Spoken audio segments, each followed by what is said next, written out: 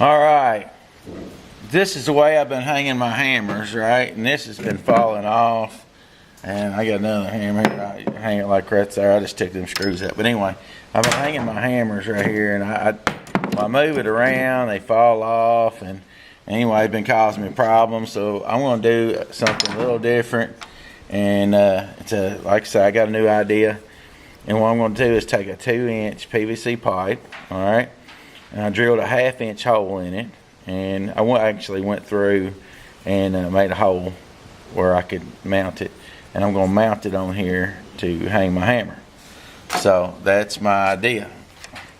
And I do think it will work just fine. So anyway.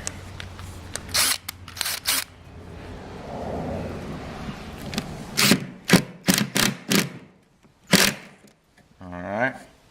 So there we go. Oh, wrong bit.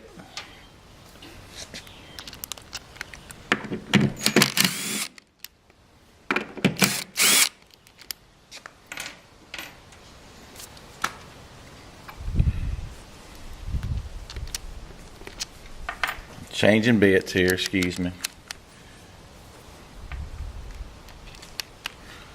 Alright, there's another one. I'm gonna stick in, I already got the hole through it. Oops. There we go. And alright.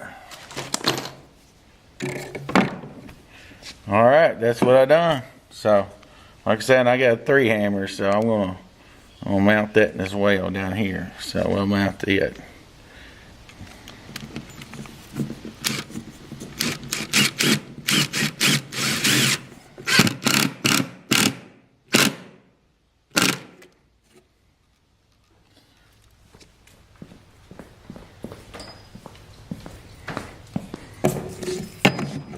So I don't think they'll go anywhere. I like them.